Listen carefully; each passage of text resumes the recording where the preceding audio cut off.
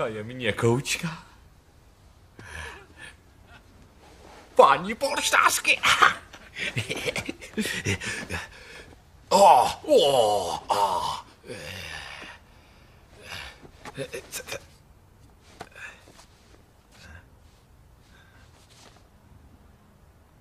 Zeldin zrak spočinul na Komeníkovi. Její otec vikář?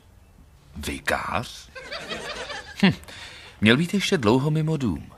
Její lůno hořelo touhou. Odhodila obezřetnost, natáhla ruku a popadla jej za...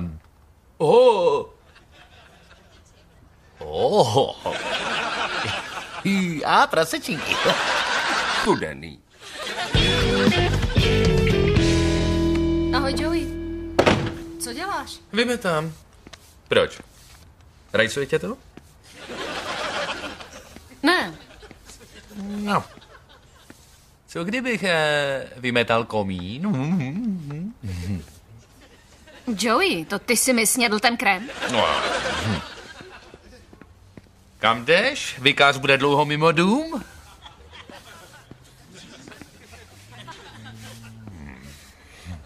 Joey? Odkud znáš to slovo? Odkud myslíš? Zeldo. Ty jsi našel mou knížku! Jo, našel. Joey, co vůbec máš co dělat u mě v ložnici? No jo, tak promiň, jen jsem si tam chtěl zdřímnout. Vím, že se to nemá, ale ty si čteš porno. No, tak jo, a o co jde? Nestydím se za to. Co je špatného na tom, když si dopřeji trochu erotiky? Je to jen zdravý projev ženské sexuality, čemuž ovšem ty ani náhodou nemůžeš rozumět. Ona čte porno.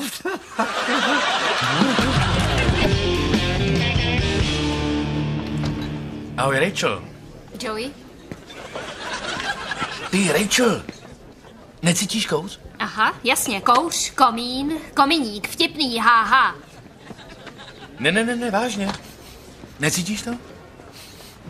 Něco se pálí. Ne, já nic necítím.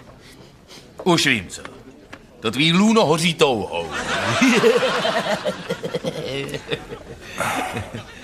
Ahoj, co je? Co to tu probíráte? Ale nic. Jo. Sakra, to kafe je studený. Ty, Rachel, mohl bych si ho ohřát na tvým lůně? To snad ne, jak si mu to mohl říct, Joey. Počítám, že jsi tu knížku koupila po našem rozchodu, a? Ano, jasně, protože první jsem potřebovala, když jsme spolu chodili. Jo, vážně? Když jsme spolu chodili, musel jsem číst tuny pornočasáků. Ha.